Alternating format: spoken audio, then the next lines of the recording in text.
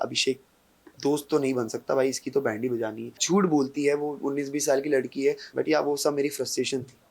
देखिए पहले 2 दिन तो मैं सबसे पहले जब शो में गया था, मैं सबसे पहले मोटिव मेरा यही था कि जो ईशा और मेरे बीच में या अभिषेक का जो भी था, उस चीज़ को मेरे को सॉर्ट करना था। मैंने कभी भी ईशा को ये नहीं बोला कि तू गलत है या फिर तूने मेरे को धोखा दिया है, चीट किया या कुछ ऐसा किया है। उसको सेम था कि भाई तुमने एक दिन में क्यों माफ़ कर दिया, एंड उसको मेरा स्टेटमेंट भी यह था कि तू बाहर गलत दिख रही है। मैंने ऐसा नहीं बोला तू गलत है। उस चीज़ को 2 दिन में मैंने सॉर्ट किया एंड यस, मेरा फोकस गेम पे ही था। बिल्कुल भी नहीं। ईशा के बारे में बहुत ही म्यूचुअल बातें हो रही थी, एंड ऑफ कोर्स मैं किसी से पहली बार मिलूँगा एंड कोई कॉमन चीज़ हमारे बीच में निकलेगी तो हम उस पे चर्चा करेंगे, बात बिल्कुल करेंगे। और कोई झूठ बात नहीं की, जो कुछ भी मैंने बोला है आई स्टैंड बाय इट। मैंने कोई झूठ नहीं बोला है, जो कुछ भी बोला है वो सच बोला है। पोकिंग क्या है, देखो अब कोई भी चीज़ मेरे अंदर चुल नहीं काटी थी कि मैं पोकिंग करूँ। हर चीज़ का एक बोलते हैं ना कि कोई रीज़न होता है करने का।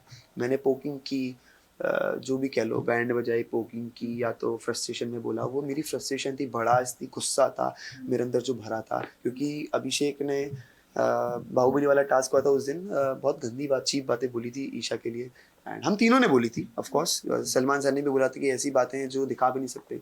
तो बातें मेरे दिमाग में बैठ गई थी, and that day I decided कि अभिषेक दोस्त तो नहीं बन सकता भाई, इसकी तो बैंड ही बजानी है। यस, मेरा तरीका बहुत अलग था बॉडी लैंग्वेज, बिकॉज जब मैं शो में गया था पहले 2-3 हफ्ते में एज एन समर्थ लड़ता था, बट जब मेरे को समझ में आया कि ये कोई मतलब नहीं एज एन समर्थ लड़ना, चिंटू बहुत अच्छे से लड़ता है। क्योंकि चिंटू थोड़ा क्या शरारती है, थोड़ा सा बोलते हैं काइंड ऑफ, बोल सकते हो कि मजे लेने टाइप्स आ जाता है। तो वो तरीका मेरे को अच्छा लगा कि भाई गला भी नहीं बैठ रहा है, भौंकना भी नहीं पड़ रहा है, और मस्ती की मस्ती हो रही है। तो वो तरीके से मैं लड़ रहा था। वो चिंटू का नेक्स्ट लेवल वो गलत हो गया। ऑफ कोर्स मैं मानता हूँ कि मैंने बहुत गलत किया है, I agree, I stand by कि मैंने गलत किया है, बट या वो सब मेरी फ्रस्ट्रेशन थी। बिल्कुल, अब वो जनता को लगा होगा कि वो हीरो है तो तभी उसको हीरो बनाया है। कोई किसी को हीरो बनाता नहीं है, उसमें क्वालिटीज़ होंगी तभी वो हीरो बना है। देखिए ऐसा नहीं होता कि कोई हीरो बन गया, अगर पहले भी वो चीज़ उसमें थी, अभी भी वो चीज़ उसमें है। अगर मैं पहले जैसे कि वो बोलता है कि मैं ऐसा ही हूँ, तो ये चीज़ मैं खुद पे लूँगा कि अगर मैं पहले दिन जो था वो अभी भी मैं वैसे ही, मेरा नेचर तो वैसे ही, मेरे नेचर में तो कोई चेंजेस बिल्कुल भी नहीं आए हैं।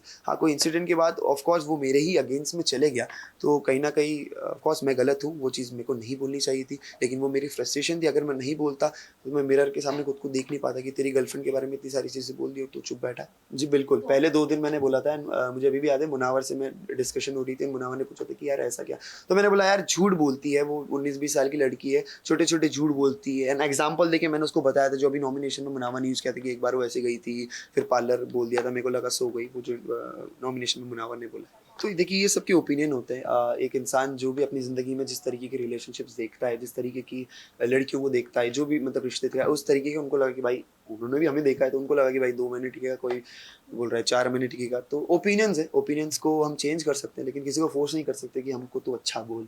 हाँ, बिल्कुल, ऑफ कोर्स मैं भी बहुत नर्वस था उनके बिहेवियर से कि यार क्यों नहीं बात कर रहे हैं। नाराज़गी दिख रही थी, बिकॉज़ शो में ही उनको पता चला कि ईशा और मैं डेट कर रहे हैं, मैं ईशा का बॉयफ्रेंड हूँ। हालाँकि उनकी मदर को पता था कि हम डेट कर रहे हैं, तो वो नाराज़गी थी। एंड माँ-बाप अपने बच्चे के लिए केयर करेंगे कि यार क्या होता है, मैं थप्पड़ खा के 5 मिनट बाद हँसने लग गया, अभी भी यहाँ पे बैठा हूँ, नॉर्मल हूँ। लेकिन जो रिलेटिव्स होते हैं, फैमिलीज़ होती है, वो तो इस फ़ील्ड में नहीं है ना, तो उनको कोई रिलेटिव बोलेगा कि अरे तुम्हारी बेटी ये कर रही, तुम्हारी बेटी वो कर रही, तो उससे बहुत ज़्यादा अफ़ेक्ट होते हैं। तो वो अफ़ेक्शन उनका दिखा मुझे चेहरे पे। मैंने बताया ना, वो फ्रस्ट्रेशन, वो हेट, वो नफ़रत मेरे दिमाग में चढ़ गई थी, क्योंकि ईशा के बारे में इतनी गंदी बातें बोल रहा था। वो कुछ बातें दिखाई भी नहीं गई होंगी। आई एम श्योर, मैं जाके देखूँगा एपिसोड, अभी मैंने देखे नहीं है। एंड रही बात ईशा के मुद्दों में इन्वॉल्व होने की, ईशा एक काइंड ऑफ मेरी गर्लफ्रेंड है, फैमिली है। तो कोई भी, ये हम डिस्कस भी कर चुके हैं ईशा में कितनी बार कि भाई तू मेरी बातों में नहीं आया कर, तू मेरे मुद्दों में ना आया कर, मैं भी नहीं आऊँगी, वो भी नहीं, फिर भी आ जाते हैं एक-दूसरे में।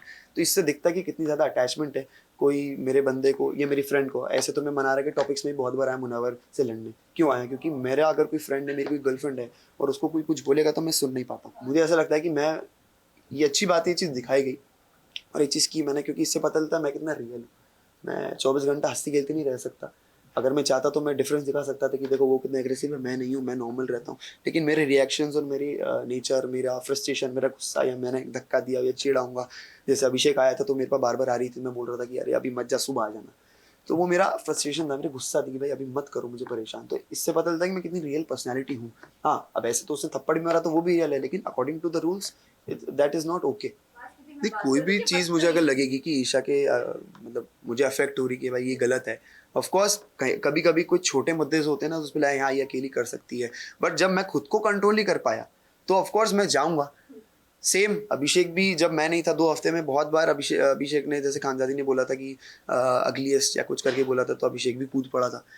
तो ये मैंने कभी भी ऐसा नहीं बोला कि अभिषेक की इमोशंस ईशा के लिए फेक रहे हैं, रियल रहे हैं, बट उसकी स्टेटमेंट्स ऐसे हैं कि भाई ठीक है अब मैं अलग हो गया हूँ, ठीक है समझ में आता है कि भाई दिल में कुछ और है, ज़बान पे कुछ और है, आई रिस्पेक्ट हिज इमोशंस। वो अदरक डांस की बात थी और वो बात भी की गई थी, तो वीकेंड के बारे पे नहीं, वो जस्ट चिल पे की गई थी बात। अब आप सोच सकते हैं कि वो बात को किस रेफरेंस में लिया गया। जस्ट चिल बहुत ही एक फन एलिमेंट वाला शो है, और जस्ट चिल पे अगर बात हो रही है, आप समझ सकते हैं कि वो मुद्दा कितना छोटा है। नहीं, मुझे ऐसा नहीं लगता एक फन तरीके से मजाक उड़ाना या फिर मुंह पे मजाक उड़ाना या फिर आप, हाँ तो वही मुंह पे मजाक उड़ाना वो बहुत गलत है कि तू अदरक कैसी दिखती, ये वो है। अगर हम किसी से कॉन्वर्सेशंस कर रहे हैं कि ऐसे, तो खानजादी ने भी क्या नाम है, ऐश्वर्या के लिए बोला था कि तू ऊपर आजा बात करने मुझसे, तू तेरी हाइट बहुत छोटी है। तो वो हाइट का भी बॉडी शेम होता है, लेकिन डिफरेंस होता है कि आप किसी मुंह पे बेइज्जती कर रहे हैं या एक फन तरीके से बात कर रहे हैं।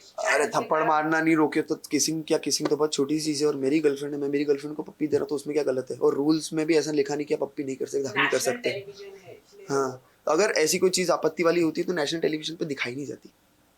वो होता है ना ऐसा, ऐसे adult scene, intimate scenes serials में कहाँ दिखाते हैं, टीवी पे कहाँ दिखाते हैं, क्यों नहीं दिखाते? क्योंकि वो अलाउड नहीं है। जो चीज़ अलाउड थी उन्होंने दिखाई, उसमें कुछ गलत नहीं। तो मैं बता रहा हूँ, वो उसका तरीका था लड़कियों को पटाने का, जिसपे सर ने भी बोला था कि भाई पहले वो अपनी गरीबी की कहानी सुनाता है, उसके बाद वो म्यूजिक वीडियो का लालच देता है, उसके बाद वो जो लड़की पड़ जाती है उसके बाद वो बोलता है कि भाई मैं तुमको भी बिग बॉस में लेके आऊँगा। ऐसा मुनावर ने एक्सेप्ट भी किया है शो पे। अब मुझे नहीं पता दिखाया नहीं दिखाया, लेकिन किया है बिल्कुल भी। अब जीतना तो मेरे को नहीं पता भाई, लेकिन मेरे हिसाब से जो वो एक्सपोज हुआ है उसके बाद ही मेरी हेट उसके लिए बड़ी है। और वो जो ईशा को करण सर ब्लेम कर रहे थे, वो एक्चुअल में मुझे करना चाहिए, बिकॉज मैंने ही सबको बोला था कि भाई ये बात सबके सामने होनी चाहिए, ज़रूरी है। बिकॉज मैं नहीं चाहता, अकॉर्डिंग टू मी, आप कोई भी हो, मैं हूँ या कोई बच्चा है या यंगस्टर है, कोई भी 1% भी बंदा उससे प्रेरित हो कि भाई ये सब करके भी मैं, करोड़ों जनता बिग बॉस देख रही है और वहाँ पे प्लेटफॉर्म पे मैं खड़ा हूँ, तो मैं नहीं चाहता उससे कोई प्रेरित हो।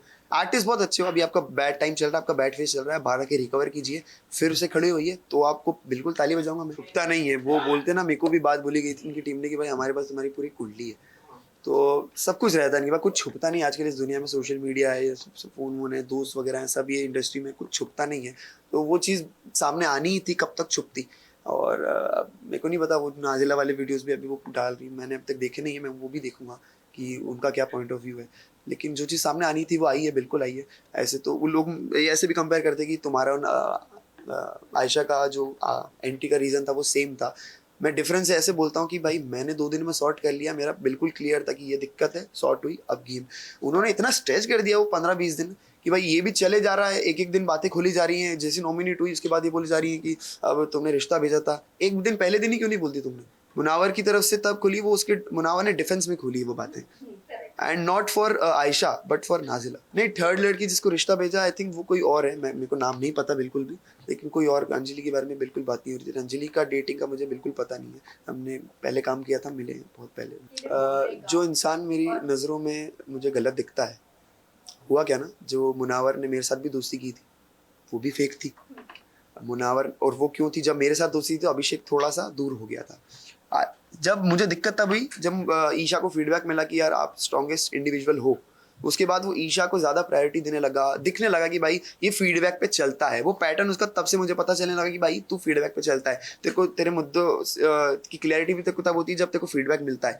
आयशा से एग्जिट लेने का भी तेरे को फीडबैक पे दिखता है, तो मेरे को वो दिक्कत होने लग गई थी। एंड सेकंड चीज़, मनारा मेरी दोस्त बन गई थी, तो सेम ईशा के लिए जैसे मैं डिफेंड करता था, मैं मनारा के लिए भी करने लग गया, क्योंकि मैं वैसा हूँ, पॉजिटिव हूँ फ्रेंडशिप भी और रिलेशनशिप में भी। मैं लोगों की बातों पर नहीं जाता हूँ, मुझे अच्छी लगती है, प्यार करता हूँ मैं, और जिससे आप प्यार करते हो उसी को माफ़ करते हो।